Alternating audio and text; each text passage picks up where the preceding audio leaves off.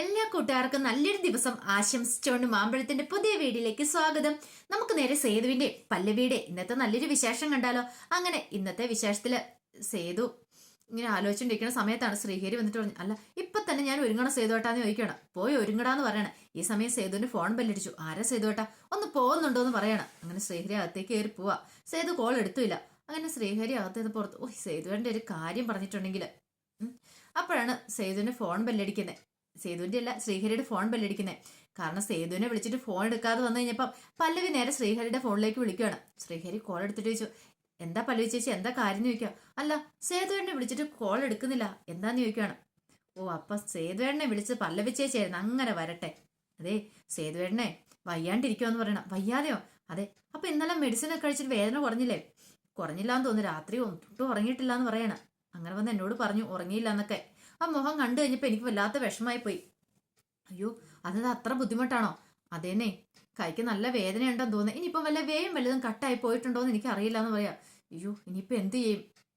ഓ ചിലപ്പോ കൈ വയ്യാത്തോണ്ടായിരിക്കും ഫോൺ എടുക്കാത്തെ. ഒരു കാര്യം ചെയ്യാം, ഫോൺ ഒന്ന് കൊണ്ട് കൊടുക്കുമോന്ന് ചോദിക്കണം. സേതുവേടൻ നല്ല ഉറക്കത്തിലാന്ന് പറയാം. ആണോ, എന്നാ ശരി ഞാൻ അങ്ങോട്ട് വരാമെന്ന് പറഞ്ഞിട്ട് പല്ലവി ഫോൺ വെക്കുവാണ്. അങ്ങനെ വരട്ടെ. സേതുവേടൻ ഇനി ഇപ്പൊ നിലയ്ക്ക് നിർത്തണമെങ്കിൽ സേതുവേടൻ ഒരു കൂട്ട് വേണം. തന്നെ കിടക്കാൻ പേടിയുള്ള ആൾക്ക് ഇനി പല്ലവി ചേച്ചി കൂട്ടിനുണ്ടെങ്കിൽ നല്ലതായിരിക്കും. രണ്ടിനെയും കൂടെ ഒന്നിപ്പിക്കാനായിട്ട് ഇങ്ങനെയുള്ള ചില നമ്പറുകളൊക്കെ ഇട്ടേ മതിയാകുള്ളൂ. സേതുവേട്ടനോട് ഇഷ്ടമുണ്ടെങ്കിൽ ഇപ്പൊ പല്ലവി ചേച്ചി പറന്നു വരുമെന്ന് ശ്രീഹരി മനസ്സ് വിചാരിക്കുക. പിന്നീട് കുറച്ചു നേരം കഴിഞ്ഞപ്പോഴത്തേനും പല്ലവി ഓടി വരുവാണ്. പല്ലവി ഓട്ടോയ്ക്ക് വന്ന് ഇറങ്ങി. ആ സേതു സിറ്റോട്ട് ഇരിക്കുമായിരുന്നു. അപ്പൊ സേതു ആണെങ്കിലോ അച്ഛന്റെ ഓർമ്മകളിൽ, കാരണം കണ്ണടച്ച് കഴിഞ്ഞിട്ടുണ്ടെങ്കിൽ അപ്പം മനസ്സിലേക്ക് വരുന്ന മാധവമേനന്റെ മുഖമാണ്, ആ സ്വപ്നമാണ്. അതൊക്കെ ഓർത്ത് ഞെട്ടിയിരിക്കുമ്പോഴാണ് പല്ലവിയുടെ വരവ്. പല്ലവി വന്നിട്ട് ഓടി നിന്ന് ചോദിച്ചു, സേതുവേട്ടാ ഇതെന്ത് പറ്റി, കൈക്ക് വേദന കുറവില്ലെന്ന് ചോദിക്കും. കുഴപ്പമൊന്നുമില്ല. അങ്ങനെയല്ലോ പറഞ്ഞേ. ശ്രീഹരി വിളിച്ചപ്പം വല്ലാത്ത വേദനയും പ്രശ്നങ്ങളും ആണെന്നാണല്ലോ, ഹോസ്പിറ്റലിൽ പോണോ നമുക്കെന്ന് ചോദിക്കുക. വേണ്ട, അങ്ങനെ കുഴപ്പമൊന്നുമില്ല. അല്ല ഇവനെ എപ്പോഴാ വിളിച്ചേ? ഞാൻ മുമ്പേ സേതുവേട്ടനെ വിളിച്ചിട്ട് ഫോൺ എടുക്കാത്ത കഴിഞ്ഞപ്പം ശ്രീഹരിനെ വിളിച്ചിട്ടുണ്ടായിരുന്നു. അപ്പൊ ശ്രീഹരി ആ കാര്യങ്ങളൊക്കെ പറഞ്ഞെന്ന് പറയാം. അല്ല അവൻ പറഞ്ഞു എനിക്ക് ഭയങ്കര വേദനയെന്നൊക്കെ. അതേ നീ പറഞ്ഞു, നീ അങ്ങനെ പറഞ്ഞോടാന്ന് ചോദിക്കുക. അല്ല അത് പിന്നെ ഞാൻ പെട്ടെന്ന് പോയി റെഡി ആയിട്ട് വരാമെന്നും പറഞ്ഞ് ശ്രീഹരി പെട്ടെന്ന് അകത്തേക്ക് കയറി പോവാ. ശ്രീഹരിക്ക് അറിയാം ഇനി ഇവിടെ നിന്നിട്ടുണ്ടെങ്കിൽ സേതുവേട്ടനെ തന്നെ ചീത്ത പറയുന്നത്. പിന്നീട് പല്ലവി പറഞ്ഞു, അതെ വെറുതെ ഓരോ കാര്യങ്ങളൊക്കെ ഓർത്തിങ്ങനെ ആലോചിച്ച് ടെൻഷൻ അടിക്കണ്ട കേട്ടോ. അല്ല ഇപ്പൊ ശ്രീഹരി എങ്ങോട്ടാ വരുന്നത്? ശ്രീഹരിയും കൂടെ പൊന്നുമടത്തിലേക്ക് വരുവാന്ന് പറയണേ. പൊന്നുമടത്തിലേക്ക് എന്താ എന്തോ, എനിക്ക് അവിടെ തന്നെ നിൽക്കാൻ ഒരു മടി, അതുകൊണ്ട് ഞാൻ ശ്രീഹരിനെ കൂടെ കൂട്ടിക്കൊണ്ട് പോവാന്ന് പറയണേ. ഈ സമയം റെഡിയായിട്ട് ശ്രീഹരി വന്നിട്ട് പറഞ്ഞു, അതേ തന്നെ കിടക്കാൻ പേടിയാ, അതുകൊണ്ട് എന്നെ കൂട്ടിന് കൊണ്ടുപോകുന്നേ. ഒരു കല്യാണം കഴിക്കുകയാണെങ്കിൽ ഇതിന്റെ വല്ല കാര്യം ഉണ്ടായിരുന്നോ? ഞാൻ ഭാര്യനെ കൂടെ അങ്ങോട്ട് പോയാൽ മതിയായിരുന്നല്ലോ. ആരോട് പറയാനാ എന്നൊക്കെ പറയാ. ഈ സമയം പല്ലവി പറഞ്ഞു, അതെ സേതുവേട്ടനെ കൈയൊക്കെ നനയാൻ നോക്കണം, അറിയാലോ. അതൊക്കെ ഞാൻ നോക്കിക്കോളാം. എന്നാ ശരി ഇറങ്ങാന്ന് പറയാണ്. അങ്ങനെ വണ്ടിയുടെ അടുത്ത് നിന്നപ്പം പല്ലവി പറഞ്ഞാൽ ഞാൻ പോട്ടെ, ഞാൻ ഓട്ടോ വിളിച്ച് പൊക്കോളാം എന്ന് പറയണം. ഈ സമയം ശ്രീഹരി എന്തിനാ ഓട്ടോ വിളിച്ചു പോണേ? അതെ ബസ് സ്റ്റോപ്പിന്റെ അവിടെ ഞങ്ങൾ കൊണ്ടേ വിടാം, ഇങ്ങോട്ട് കയറാൻ പറയാണ്. അങ്ങനെ പല്ലവിയും കൂടെ കയറി അവരങ്ങോട്ട് പോവാണ്. പിന്നീട് കാണിക്കുന്നത് ആകെപ്പാട് ടെൻഷൻ അടിച്ച് ഇങ്ങനെ എന്ത് ചെയ്യണം എന്ന് അറിയത്തില്ലാത്ത അവസ്ഥ പൂർണ്ണമേ ഇരിക്കുന്നത്. കാരണം എപ്പോൾ നോക്കിയാലും മാധവമേനോനെ കുറിച്ച് ഓർമ്മകൾ മാത്രമാണ്. മാധവനെ കുറിച്ചുള്ള ചില നല്ല നല്ല ഓർമ്മകളൊക്കെ മനസ്സിലേക്ക് വരും. അദ്ദേഹത്തിന്റെ അടുത്തിരിക്കുന്നതും സംസാരിക്കുന്നതും പിന്നെ അദ്ദേഹത്തിന്റെ ഓരോ കാര്യങ്ങളൊക്കെ ഓർത്തിരുന്നപ്പോൾ അറിയാതെ കണ്ണ് നിറഞ്ഞു പോവാണ്. അങ്ങനെ ഇരിക്കുന്ന സമയത്ത് പ്രതാപനും പത്മജയും കൂടെ അങ്ങോട്ട് വരുന്നേ. പെട്ടെന്ന് പ്രതാപം വന്നിട്ട്, എന്താ ചേച്ചി എന്താ ഇങ്ങനെ ആലോചിച്ചോണ്ടിരിക്കണമെന്ന് ചോദിക്കുകയാണ്. പത്മജയോട്, അയ്യോ കണ്ണൊക്കെ നിറയുന്നുണ്ടല്ലോ, എന്താ കാര്യം ചോദിക്കുകയാണ്. ഒന്നുമില്ല, മനസ്സിലായി ചേച്ചി. അതെ അളിനെ കുറിച്ചുള്ള ഓർമ്മകളായിരിക്കും അല്ലേ. ഇനിയിപ്പൊ ചേച്ചി ഇങ്ങനെ ഓർത്ത് കരഞ്ഞോണ്ടിരുന്നിട്ട് മരിച്ചുപോയ ആള് തിരികെ വരുമെന്ന് ചേച്ചിക്ക് തോന്നുന്നുണ്ടോ എന്ന് ചോദിക്കുക. എനിക്കറിയാം പ്രതാപ, പക്ഷേങ്കിൽ എന്റെ മനസ്സിൽ നിന്ന് മാധവേട്ടനെ കുറിച്ചുള്ള ചിന്തകളൊന്നും മായുന്നില്ലെന്ന് പറയാം. അതെല്ലാവർക്കും അറിയാവുന്ന കാര്യമാണ്. ഇപ്പൊ തന്നെയാണ് ഞങ്ങളുടെ അവസ്ഥ തന്നെ കണ്ടില്ലേ, ഞങ്ങൾക്കും ഇതുപോലെ തന്നെയാ. ബേബി ചേച്ചി വന്നിട്ട് ചോദിച്ചു, ചായ എടുക്കട്ടേന്ന് ചോദിക്കണം. വേണ്ട, ചായ കുടിക്കാനുള്ള ഒരു മാനസികാവസ്ഥയിലൊന്നും അല്ല. അല്ലെങ്കിൽ തന്നെ ഒന്ന് ഓർത്ത് വയ്ക്കേ, ഇവിടെ വന്ന ഉടനെ മാധവേട്ടനെ കുറിച്ചുള്ള ചിന്തകൾ വരും. പത്മജയം പറഞ്ഞു, ശരിയാ, ഇവിടെ വന്നിട്ടുണ്ട് പിന്നെ ഒരു സമാധാനം കിട്ടത്തില്ലെന്ന് പറയണം. ഈ സമയം ബേബി ചേച്ചി അങ്ങോട്ട് പോവാണ്. പിന്നീട് പ്രതാപൻ പറഞ്ഞു, അതെ എനിക്ക് ചേച്ചിയോട് ചില കാര്യങ്ങളൊക്കെ സംസാരിക്കാണെന്ന് പറയും. എന്താ? അല്ല നമ്മൾ ആ ഷോപ്പിംഗ് മാളിന്റെ കൺസ്ട്രക്ഷൻ നിർത്തി വെച്ചേക്കുക അളിയൻ മരിച്ചോട് കൂടിയിട്ട്. അതിനി പുതിയ പണിയുണ്ടേന്ന് ചോദിക്കുകയാണ്. വേണം, അതെ ഋതു ഒന്ന് വരാൻ തുടങ്ങിക്കോട്ടെ. ഋതുവിന്റെ കാര്യം വേറെ കാര്യം ചേച്ചി ചിന്തിക്കണ്ട, അറിയാലോ. ഋതു ഇനി കുറച്ചാളും കൂടെ അവിടെ നിൽക്കട്ടെ. ഇനിയിപ്പം അടിയന്തര കഴിഞ്ഞ കർമ്മങ്ങളെല്ലാം കഴിഞ്ഞ് വേണേ ഒരു വർഷം കൂടെ കഴിഞ്ഞതിന് ശേഷം ഋതു വന്നാൽ മതി. കാര്യങ്ങളൊക്കെ നോക്കാൻ ഞാനില്ലേ. ടെക്സ്റ്റൈൽ ഷോപ്പിലെ കാര്യങ്ങളെല്ലാം നല്ല ഭംഗിയായിട്ട് പോണില്ലേ.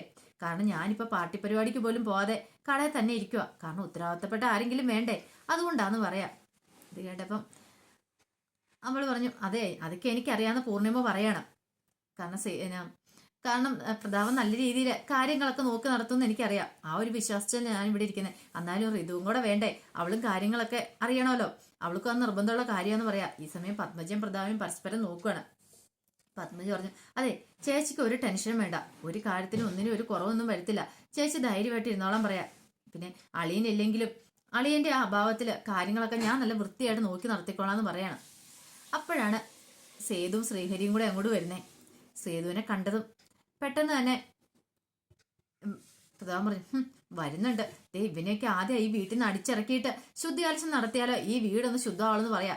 ഇത് കേട്ടത് അവൻ പറഞ്ഞു, അതെ ആദ്യം അടിച്ച് ശുദ്ധികലശം നടത്തേണ്ട ആരെയാണെന്നറിയാവോ, ഇവിടെ വേറെ ചില പെരിച്ചാഴികളൊക്കെ ഉണ്ട്, അവരെ ഈ വീട്ടിൽ നിന്ന് ഇറക്കി വിട്ടാലോ ആദ്യം ഈ വീട് ശുദ്ധമാവുള്ളൂ, അധികം വൈകാതെ തന്നെ അത് ഉണ്ടാകും എന്ന് പറഞ്ഞിട്ട് സേതു നേരെ ശ്രീഹരിനെയും കൂട്ടിക്കൊണ്ട് അങ്ങോട്ട് പോവാണ്. പെട്ടെന്ന് ഓർത്തു, ഇതാരാ പോലും.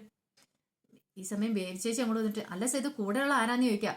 ഇതെന്റെ കൂട്ടുകാരനാ ശ്രീഹരിയാന്ന് പറയണം. ബാടാ എന്നോടൊപ്പം ഇനി ഇവനും ഉണ്ടായിരിക്കും, ഞാൻ പോകുന്നോടം വരെ ഇവനും ഇവിടെ കാണുമെന്ന് പറയാണ് എന്നും പറഞ്ഞ് അങ്ങോട്ട് അകത്തേക്ക് വരെ പോയി.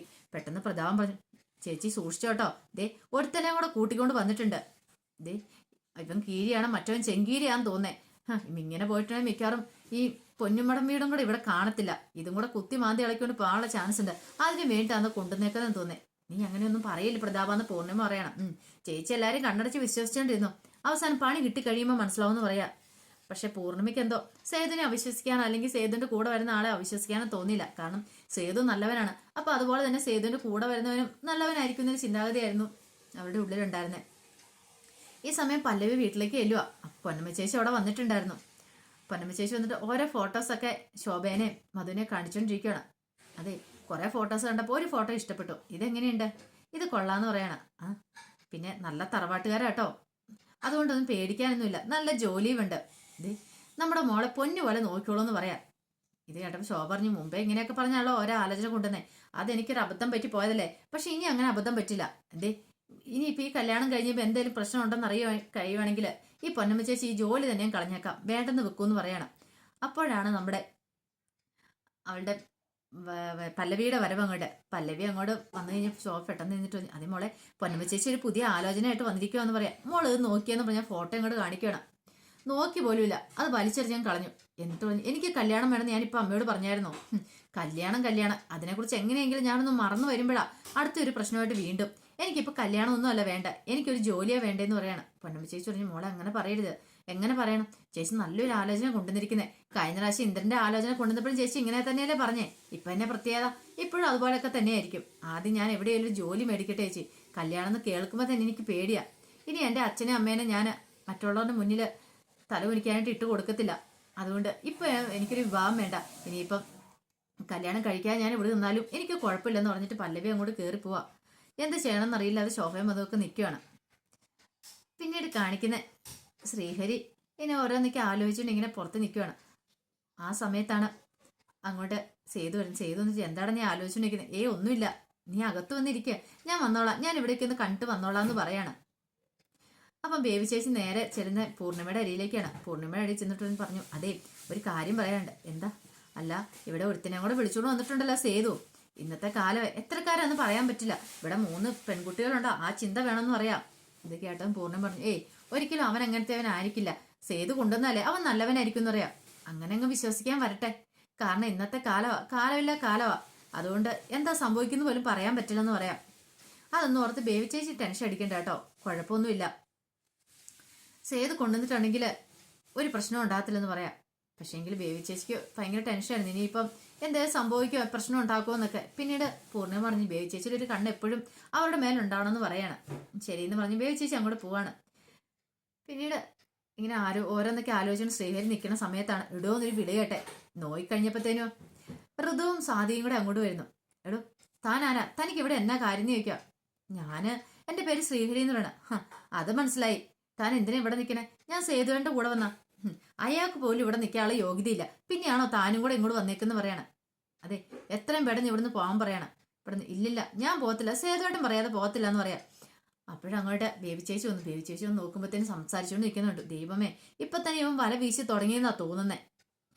ഈ സമയം ഋതു പറഞ്ഞ്, മര്യാദയ്ക്ക് പോയില്ലെങ്കിൽ ഉണ്ടല്ലോ നിന്നെ അടിച്ചിറക്കാൻ അറിയാന്ന് പറയാണ്. ഓഹോ അങ്ങനെയാണോ, അന്നാ ഒന്ന് കാണട്ടെ. ഈ സമയം സാധിച്ചു, എടോ തനിക്ക് വീടില്ലേ?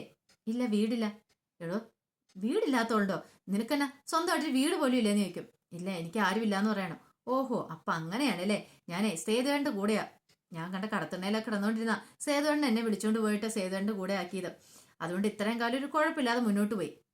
അതൊന്നും ഞങ്ങൾക്കറിയേണ്ട കാര്യമില്ല. എത്രയും വേണം താൻ ഇവിടെ നിന്ന് ഇറങ്ങണമെന്ന് പറയാം. ഞാൻ സേതുവേട്ടൻ പറയാതെ പോകത്തില്ല. സേതുവേട്ടൻ പറയാതെ ഒരടി പോലും ഇവിടുന്ന് പോകത്തില്ലെന്ന് പറയാം. ഓഹോ, തനിക്ക് അത്ര അഹങ്കാരമാണോ?